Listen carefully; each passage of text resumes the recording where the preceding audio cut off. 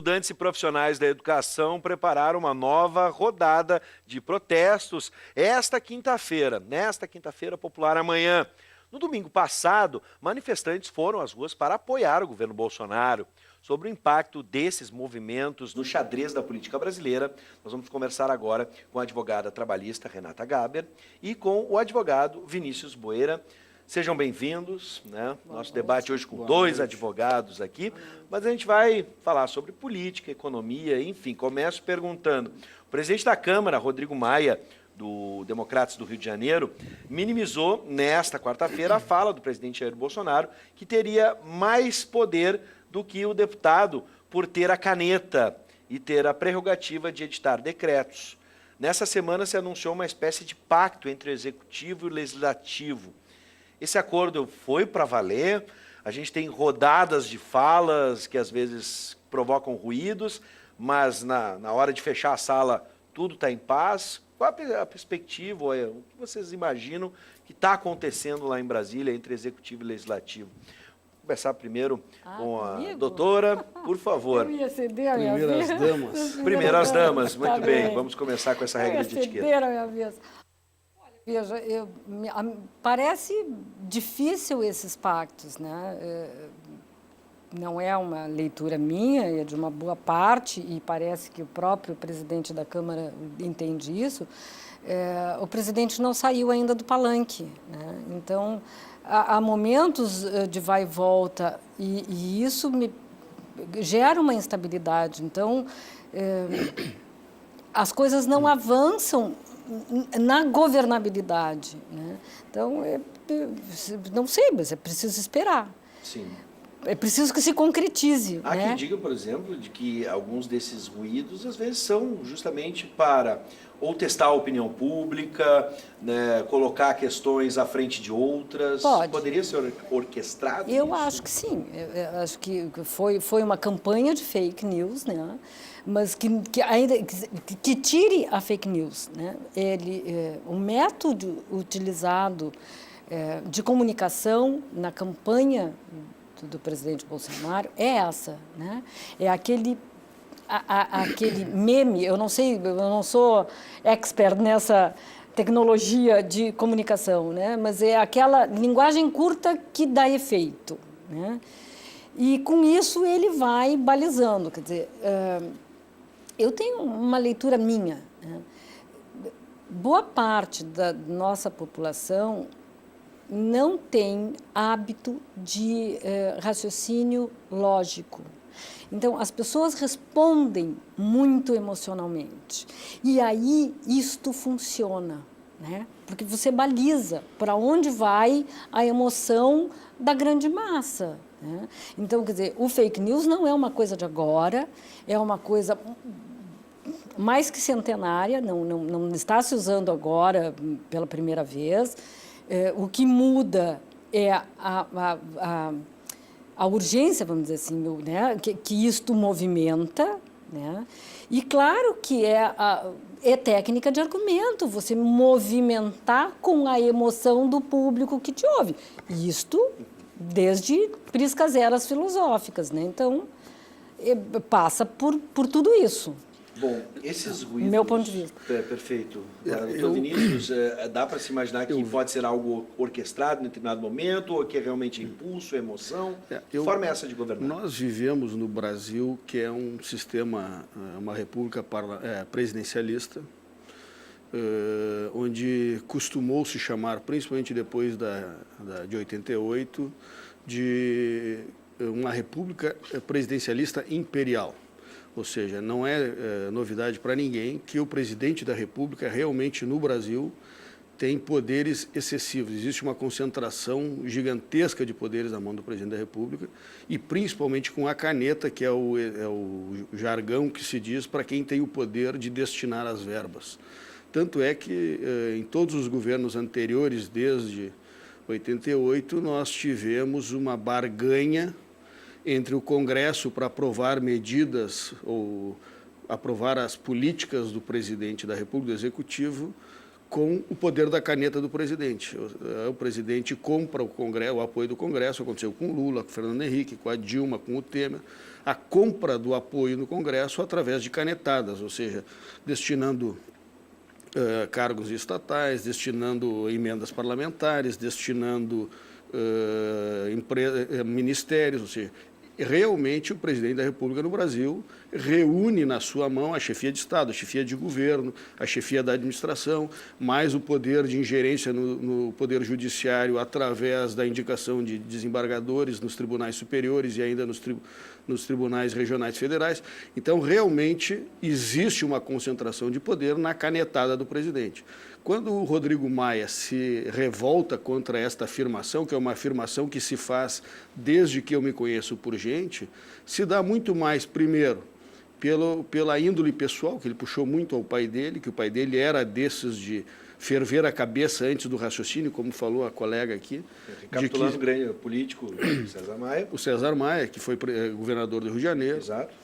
Ex-prefeito do Rio de Janeiro, ele também fervia a cabeça antes de falar.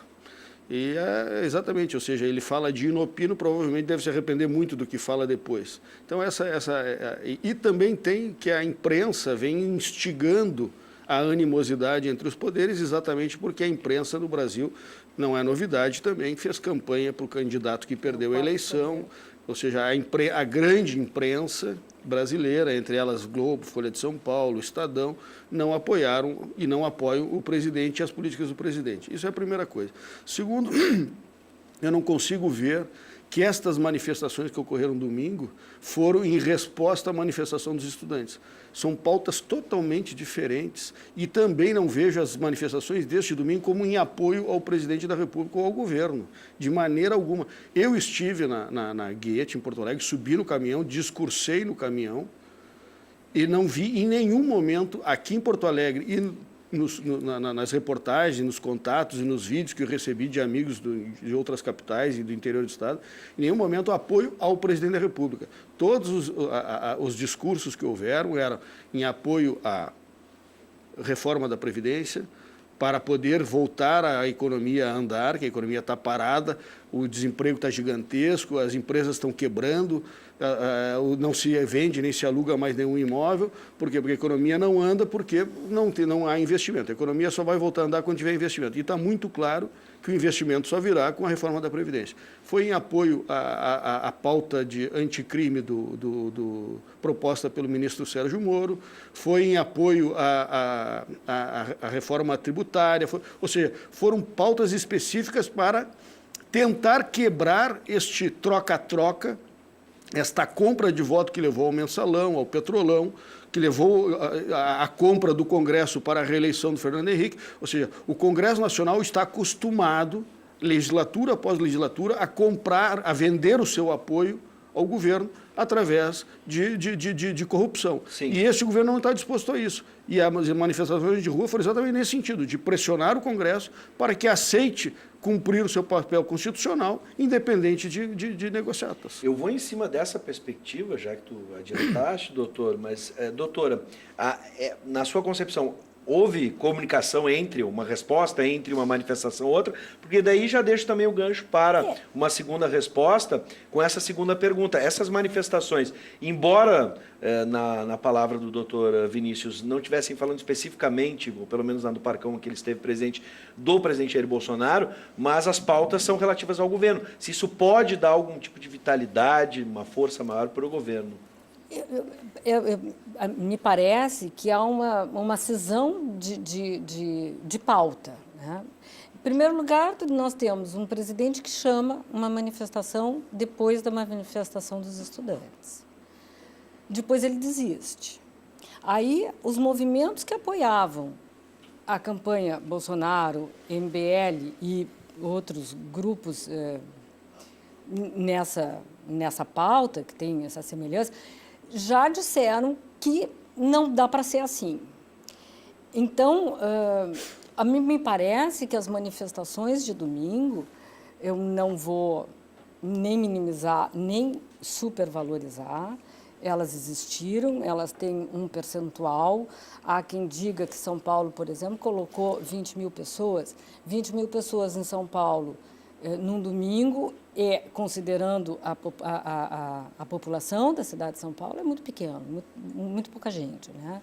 Não é tão expressivo quanto já foi em campanha, quanto já foram os movimentos anteriores, né? Dessa, vamos dizer assim, dessa pauta neoliberal, dessa pauta de direita.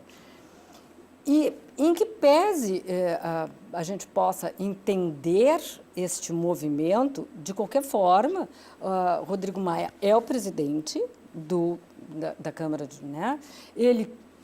O governo, para fazer aprovações, precisa do Congresso funcionando com um certo equilíbrio de forças. Quer dizer, ele tem o poder da caneta, ok, tem, mas ele também não aprova sem a negociação da pauta. Não estou nem dizendo que tenha que ter negociação de cargos. Aliás, eu acho muito bom quando não há negociação de cargos. Bom seria se todo mundo efetivamente fizesse política pró-Brasil, né? Temos vícios vários que nos levam a um entortado disto. Vou incluir mais, antes de passar para o doutor Vinícius, ele pode atestar ou não nessa manifestação, se, por exemplo, o nome de Rodrigo Maia, né, foi citado e também o bloco chamado Centrão. Né? Quem é o Centrão? E se o Centrão sendo atacado, de certa forma, se o Centrão não compõe entre oposição e situação, e o Centrão no meio, se não fica a maior parte do Congresso não está concentrada nesse Centrão. Tá. Isso poderia dificultar a negociação também? Só para finalizar, o Centrão também é um alvo? Quem é esse Centrão na sua concepção? Assim, pois é, eu acho que o Centrão, na minha concepção, é talvez aquilo que, certa época, alguém pode ter dito que era o baixo clero, que hoje já não é baixo clero. Então, há uns apelidos, né, na Câmara, enfim, no Congresso Nacional, que assim, veja, eu acho, há um ponto de vista meu que diz que há um desmerecimento da atividade política, isso é uma coisa que me preocupa muito. Sim. Tá? Como cidadão, como cidadã. A cidadania brasileira tem que entender que a política é necessária em qualquer regime, em qualquer lugar do mundo se faz política, porque é através disso que a coletividade se organiza. Então, é preciso que se valore a atividade política com seriedade. Sim. E não dá para dizer que 100% do Congresso é desonesto. Bom, eu vou avançar rapidamente, porque eu quero analisar também a oposição. Então, eu vou deixar agora esse momento para... O Centrão foi citado ou não, doutor? Também é um alvo? Vamos analisar tudo, já que estamos na corrida do tempo, contra o tempo. Primeiro, eu não gosto de comparar as manifestações, como já relatei, mas já que fui provocado, né, as manifestações de domingo ocorreram em mais cidades do que as de quinta-feira anterior dos estudantes. As dos estudantes foram chamados por partidos políticos, por sindicatos, por professores prometendo notas aos alunos, ou seja, foi uma manifestação que foi induzida. E ainda mais um dia de semana, exatamente liberando fazendo ponto facultativo para professores e funcionários e ainda liberando de faltas os alunos. Então foi uma manifestação que não foi uma manifestação espontânea, ao contrário de domingo, que não teve a participação de nenhum movimento daqueles que apoiou o impeachment da Dilma Rousseff, e foi uma manifestação da própria sociedade, onde não havia partidos políticos, não havia bandeira de nenhum partido político em nenhuma das manifestações, e a somatória de pessoas foi gigantesca, foi muito grande. Inclusive em São Paulo, segundo a própria Polícia Militar de São Paulo, teve mais de 500 mil pessoas na Avenida Paulista. Ou seja, a manifestação realmente foi gigantesca e já produziu seus efeitos, ou seja, o próprio Centrão, que não é uma reunião ideológica, não é os favoráveis ou os contrários, ou a oposição e a situação, é, na verdade, um grupo fisiológico dentro do Congresso Nacional, e este grupo já começou a desandar, ou seja, este Centrão já começou a própria proposta que foi feita 2 meses atrás pelo ministro do Supremo, do Toffoli, de fazer um pacto pela governabilidade, ou pela aprovação das medidas, ou pela solução dos problemas nacionais, foi retomada essa semana, logo após as manifestações, e os próprias lideranças do Congresso Nacional, que dito Centrão, a liderança fisiológica, já começou a querer aprovar as medidas do presidente, E as propostas que estão vindo não vão ter a capacidade de diluir a economia de 1,2 trilhão, porque não serão aprovadas. Ou seja, realmente o Centrão, que é uma reunião fisiológica para tentar manter a velha política de manutenção da corrupção, de desmando de dentro do Brasil, isso vai começar a fazer água. E a população mostrou que está atenta e vai continuar atenta para que as reformas que... O eleito no ano passado não foi o PSL, não foi o Bolsonaro. O eleito foram as propostas para romper com esses últimos 20, 30 anos de desgoverno que nós tivemos no Brasil. Para encerrar, 1 minuto, eu sei que é uma tarefa muito difícil, mas vamos tentar resumir uma ideia.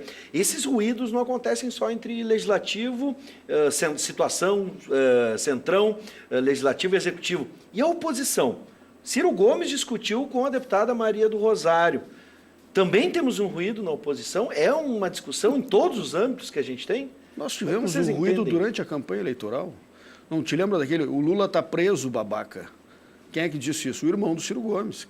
Sim. Ou seja, nós temos esse ruído. Quando caiu a Dilma Rousseff e a esquerda se viu afastada do poder, não tinha mais o poder nas mãos e não tinha viabilidade eleitoral de conquistar o poder, eles começaram a quebrar, a rachar entre si. E isso vai continuar por muito tempo. Doutora, como é que a gente pode entender a oposição no Brasil? Olha, veja, eu discordo um pouco, né? Nós temos um problema que é a hegemonia do PT. Isso é uma dificuldade para as esquerdas. Sim. Né? Que cria esses ruídos. Então, me parece que a resposta um pouco do Ciro Gomes, né, ao fazer aquela declaração que fez, porque ela não é só isto, né, ela é um conjunto de informações que dá, e que, de fato, há um grupo que tem uma defesa ao Lula como uma profissão de fé. Sim. Né? Então, sempre que não se pode criticar isso, cria esses atritos. Bom, hoje a gente ainda não vai conseguir entender, porque, olha, tentar entender a política brasileira em alguns minutos, seja ele 2 ou 3 dezenas, é difícil.